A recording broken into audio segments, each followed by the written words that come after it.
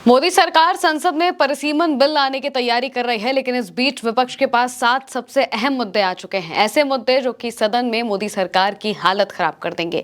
वो मुद्दे जिन पर जनता दबी आवाज में सरकार से जवाब चाहती है। सड़कों पर जिन मुद्दों को लेकर एक के बाद एक प्रदर्शन हो रहे हैं, ये सारे मुद्दे अब सदन में गूंजने वाले हैं।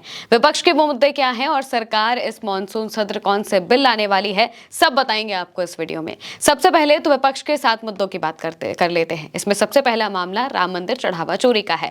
इस केस ने पूरे देश को झकझोर कर रख दिया है। वो बीजेपी जिसने राम मंदिर के नाम पर 2024 का पूरा चुनाव लड़ा था, अब उसी बीजेपी के राज में राम मंदिर में इतनी बड़ी चंदा चोरी हुई है, लेकिन इस पर बीजेपी कन्नी काटती हुई दिखाई दे रही है। लेकिन विपक्ष का पूरा इरादा है कि वो सदन में बीजेपी को इस मामले पर जरूर घेरेगी। अयोध्या राम मंदिर में दान और चढ़ावा चोरी मामले की जांच कर रही जो एसआईटी है, उन्होंने अपनी स्पेशल जो इन्वेस्टिगेशन है और प्रारंभिक रिपोर्ट जो है उसमें जरूरी खामियां बताई हैं और बताया है कि कैसे संगठित चोरी का पर्दाफाश किया गया है। मंदिर में 27 अप्रैल 2026 से 5 जून 2026 के बीच मिले 40 दिनों के सीसीटीवी फुटेज में काउंटिंग रूम के कर्मचारियों द्वारा नोटों की गड्डियों और खुले पैसों को कपड़ों, जूतों और जेबों में छिपाकर कुल 70 बार चोरी करने की पुष्टि हुई है। और इसके बाद अब ये मामला लगातार बढ़ता ही जा रहा है, जिसमें बहुत सारे नाम सामने आ रहे हैं। चंपत राय का इस्तीफा भी हुआ है। ये सारी खबरें आपने देखी हैं। अब आते हैं दूसरे मुद्दे पर। दूसरा मुद्दा है ऑपरेशन सिंदूर में शहीद हुए सैनिकों का मामला। ऑपरेशन सिंदूर में भारत के 6 जवान शहीद हुए हैं, लेकिन सरकार ने ये बात जनता से छिपाई। जब ऑपरेशन सिंदूर हुआ उसके बाद जब संसद का सत्र होता है, इस पर सवाल उठते हैं, इस पर सरकार से जवाब मांगे जाते हैं, तो सरकार कहती है कि इस ऑपरेशन में हमारे कोई भी जवान हताहत नहीं हुए हैं। लेकिन असल बात तो यह है कि 6 जवान ऑपरेशन सिंदूर में शहीद हुए और सरकार ने ये बात छिपा ली। केंद्र सरकार ने 13 महीनों बाद पहली बार आधिकारिक तौर पर इनके नाम सार्वजनिक किए। इन नामों को नेशनल वॉर मेमोरियल की वेबसाइट के रोल ऑफ ऑनर में शामिल किया गया है। लेकिन बवाल तो इस बात पर है कि रक्षा मंत्री ने ऑपरेशन सिंदूर के बाद संसद में कहा था कि इस ऑपरेशन में कोई भी जवान हताहत नहीं हुआ, लेकिन अब इनके नाम सामने आए हैं। यानी संसद में पूरे देश के सामने सरकार ने खुलेआम झूठ बोला और अब इसी पर विपक्ष सरकार को मुंह तोड़ जवाब देने वाला है, उन्हें इन सब पूरे मामले पर घेरने वाला है। तीसरा विवाद सबसे बड़ा है जो अभी के वक्त पर चल रहा है, जिस पर जंतर मंतर पर प्रदर्शन हो रहे हैं, नीट और सीबीएसई का विवाद। कॉकरोच जनता पार्टी जिस पूरे विवाद के बलबूते पर बनी है, उस विवाद को संसद में गूंजना बनता है, क्योंकि जो कांग्रेस है, जो राहुल गांधी है, वो भी नीट विवाद पर सबसे ज्यादा मुखर तरीके से बोलते दिखाई दिए। उन्होंने तो कोटा में बाकायदा रैली भी की थी और आने वाले वक्त में भी अलग अलग शहरों में उनकी रैलियां होनी है, जिसमें नीट और सीबीएसई का विवाद सबसे जरूरी है। नीट पेपर लीक की वजह से किस तरीके से बच्चों ने अपनी जानें दी और किस वजह से जो मौजूदा शिक्षा मंत्री हैं वो इस्तीफा नहीं दे रहे हैं, इन सब पर सवाल होने हैं और संसद में उन्हें बाकायदा घेरा जाएगा कि आखिर किस तरीके की शिक्षा व्यवस्था बनाई जा रही है कि बच्चों को अपनी जान देनी पड़ रही है। इस तरीके के पूरे विवाद है जिन पर अब विपक्ष सवाल उठाने वाला है। चौथा मुद्दा अंडमान निकोबार प्रोजेक्ट विवाद का भी है। अंडमान और निकोबार प्रोजेक्ट विवाद में जो ग्रेट निकोबार प्रोजेक्ट है उसको लेकर ये पूरा का पूरा मामला है। लगभग 72,000 से 92,000 करोड़ की एक मेगा इंफ्रास्ट्रक्चर पहल है। इसका उद्देश्य ग्रेट निकोबार द्वीप में पोर्ट, एयरपोर्ट और टाउनशिप का निर्माण करना है। परियोजना के लिए 130 वर्ग किलोमीटर से ज्यादा प्राचीन वर्षा वन को काटने की योजना है, यानी कि इतने बड़े लेवल पर पेड़ों को काटा जाएगा, जिसके तहत करीब 9 लाख से ज्यादा जो पेड़ हैं वो काटे जाने हैं। और इन्हीं सब के खिलाफ राहुल गांधी खास तौर से खड़े हैं, क्योंकि वो अंडमान निकोबार भी पहुंचे थे और वहां के लोगों से उन्होंने बातचीत की थी। इसके बाद आकर उन्होंने बताया था कि किस तरीके से अंडमान निकोबार में ये जो ग्रेट निकोबार प्रोजेक्ट है वो वहाँ की पूरी तरह से संस्कृति को, वहाँ के पर्यावरण को खत्म कर देगा। विशेषज्ञों का मानना है कि ये भारत के सबसे संवेदनशील पारिस्थितिकी तंत्र यानी कि इकोसिस्टम और जैव विविधता को नष्ट कर देगा। इसके अलावा गाल्थिया बे में ड्रेजिंग यानी कि समुद्र तल की खुदाई से समुद्री जीवों और दुर्लभ लेदर बैक कछुओं के घोंसले भी प्रभावित हो जाएंगे। इस वजह से ये प्रोजेक्ट नहीं एग्जिस्ट करना चाहिए। इस पर भी संसद में विवाद होगा। वहीं एक विवाद इंडिया गठबंधन में तोड़फोड़ का भी है। टीएमसी के सांसदों को तोड़ा गया। करीब 20 सांसद मौजूदा वक्त में सामने से तो नहीं, लेकिन कथित तौर पर बीजेपी के साथ जरूर है, जिनमें सायोनी घोष जैसे सांसदों का भी नाम है जो कि टीएमसी के थे। बंगाल में जैसे ही इलेक्शन खत्म होता है, ममता बनर्जी की पार्टी हारती है, तो फिर बीजेपी अपना ऑपरेशन लोटस शुरू कर देती है और इसके बाद एक के बाद एक सांसद टूटते जाते हैं ममता बनर्जी की पार्टी से। इसके साथ में ही आपके सांसदों को तोड़ा गया। आम आदमी पार्टी से तो बाकायदा राघव चड्ढा समेत कई सांसद थे जो अब बीजेपी की तरफ बाकायदा आ चुके हैं, खुले तौर पर आ चुके हैं, जिसका मतलब यह है कि यहाँ पर भी तोड़फोड़ की गई। इसके अलावा शिवसेना यूबीटी के सांसदों को भी कथित तौर पर अपने पाले में करने की कोशिश बीजेपी की है। बीजेपी या सांसदों का तोड़फोड़ आखिर क्यों कर रही है, ये आपको पता चलेगा आगे। जिस तरीके से परिसीमन बिल को पास कराने में बीजेपी लगी हुई है, उसके लिए उन्हें सांसदों की तोड़फोड़ की जरूरत पड़ी है। इसी वजह से ये सारी कोशिशें की जा रही हैं। इसके अलावा अगला जो मुद्दा है वो मध्य प्रदेश में मोहन यादव पर खुलासा है। इसके अलावा राजस्थान में भी बीजेपी के ही एक मंत्री का खुलासा है जिन पर बातचीत हो रही है। मध्य प्रदेश के मुख्यमंत्री मोहन यादव के परिवार और उज्जैन में सरकारी विकास परियोजनाओं वाले क्षेत्रों में 168 एकड़ की जमीन खरीदने के आरोप हैं। कहा गया कि भाई मध्य प्रदेश में जहां जहां हाईवे बनते गए वहां वहां सीएम मोहन यादव के परिवार वालों ने जमीनें खरीदी और इसके बाद जो मुआवजा मिला, जाहिर सी बात है कि उन्होंने मुआवजा गटका, बड़े लेवल पर गटका और फिर उसका अच्छे से इस्तेमाल किया। ये सारे आरोप मोहन यादव पर लगे हैं और विपक्षी दल कांग्रेस ने इस मामले में सीएम यादव पर भ्रष्टाचार के खास तौर से आरोप लगाए थे और न्यायिक जांच की मांग की थी। और इस मामले पर मोहन यादव काफी ज्यादा घिरे भी थे, बाद में उन्होंने खारिज भी किया, लेकिन अभी भी ये मुद्दा गर्म है। इसके साथ में ही राजस्थान में भागीरथ चौधरी का खीरा कांड भी है। केंद्रीय कृषि राज्य मंत्री जो भागीरथ चौधरी हैं, उन्होंने अपने ही मंत्रालय से खीरे की खेती के लिए 99,60,000 रुपए की सब्सिडी ली।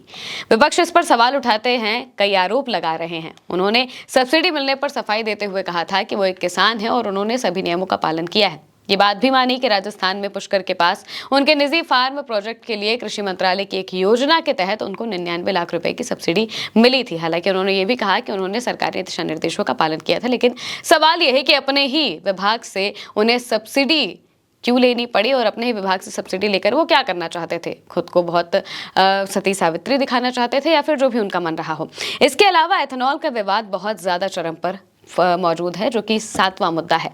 एथेनॉल पर जिस तरीके से जनता आक्रोशित हो रही है, जगह जगह ऐसे वीडियो सामने आ रहे हैं कि एथेनॉल की वजह से लोगों की गाड़ी का माइलेज कम हो रहा है, एवरेज कम हो रहा है, इसके साथ में ही इंजन खराब होते जा रहे हैं और यहाँ तक कि कंपनियां क्लेम देने से मना कर रही हैं। इस तरह की बहुत सारी बातें पूरे सोशल मीडिया पर वायरल हो रही हैं। हालांकि जो नितिन गडकरी हैं, जो रोड ट्रांसपोर्ट मिनिस्टर हैं, वो कहते हैं कि ये सब झूठा प्रचार है जो किया जा रहा है, एथेनॉल से कोई दिक्कत नहीं हो रही है। लेकिन पेट्रोलियम मिनिस्टर इस बात को मान रहे हैं कि कुछ हद तो पड़ता है, कुछ फर्क तो एवरेज पे पड़ ही रहा है एथेनॉल से, लेकिन ये बात नितिन गडकरी नहीं मान रहे हैं और इन्हीं सब पर पूरा विवाद जो है वो बना हुआ है। पेट्रोल में 20% एथेनॉल मिलाने को लेकर जो दावे किए जा रहे हैं, इंजन खराब होने के या फिर जो बाकी के बीमा रद्द होने के दावे किए जा रहे हैं, इन सब पर सरकार कह रही है कि ये सब अफवाहें हैं, इस पर जवाब देने की जरूरत नहीं है। लेकिन असल बात तो ये है कि जो जनता है वो काफ़ी ज़्यादा परेशान है। उन्हें लग रहा है कि भाई E20 से हमें बहुत ज़्यादा नुकसान हो सकता है, महंगी महंगी गाड़ियाँ खरीदी जाती हैं और इस तरीके से अगर गाड़ी का एवरेज कम होता रहेगा तो जाहिर सी बात है कि उनके दिल पर चोट पहुंचेगी और उन्हें सरकार से जवाब चाहिए। लेकिन सरकार जवाब देने के बजाय गोलमोल की बातें कर रही है, कह रही है कि हम रिसर्च कर रहे हैं और तमाम तरह की बातें कर रहे हैं।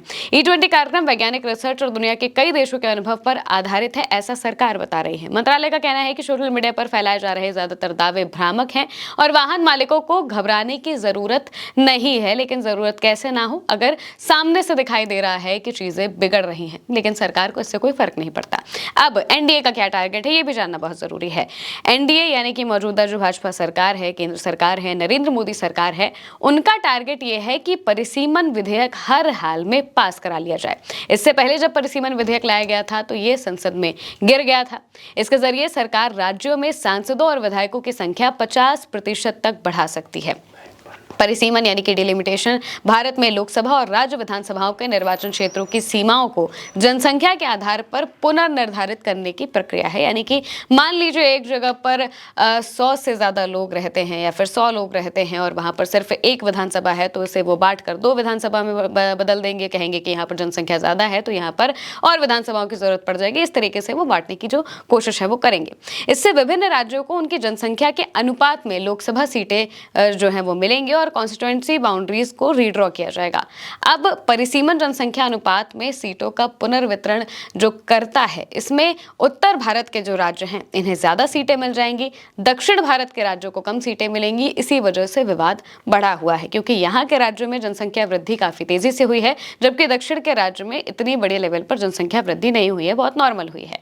इस वजह से उनको ऐसा डर है कि जो बाकी के राज्य हैं, जो उत्तर के राज्य हैं, जो यूपी, बिहार और इधर की जो बेल्ट आती है, यहाँ पर लोकसभा सीटें ज़्यादा मिल जाएंगी, दक्षिण के राज्यों की सीटें कम हो जाएंगी, तो फिर उनकी ध्यान नहीं दिया जाएगा। जो पूरी पॉलिटिक्स है वो यही खेली जाएगी, इसी के तहत खेली जाएगी। दक्षिण के राज्यों को कोई भाएगा नहीं। इस तरह की जो बातें हैं वो सामने आ रही हैं। इनमें तमिलनाडु, केरल, आंध्र प्रदेश, कर्नाटक और बाकी के जो राज्य हैं, यहाँ पर परिवार नियोजन नीतियां काफ़ी अच्छे से लागू हुई थी, जिस वजह से जनसंख्या वृद्धि दर काफ़ी कम रही है। अब इसके परिणाम से अगर देखा जाए तो लोकसभा सीटें स्थिर रहेंगी और यह अनुपात या फिर काफ़ी कम हो सकता है। इस वजह से ही वो परेशान हैं। इन विधेयकों पर चर्चा हुई, लेकिन संविधान संशोधन विधेयक पर्याप्त समर्थन न मिल पाने से पिछली बार गिर गया था, या फिर कहा जाए कि अभी वापस से सरकार इसे दोबारा लाने की तैयारी कर रही है, क्योंकि वो चाहती है कि 2029 के चुनावों से पहले सहमति बन जाए। 2029 के चुनाव से पहले वो ये पास करा ले, इसकी पूरी कोशिश की जा रही है। हालांकि इसके लिए 2/3 सांसदों का समर्थन चाहिए होगा, साथ ही आधे से ज्यादा राज्य विधानसभाओं की मंजूरी भी चाहिए होगी।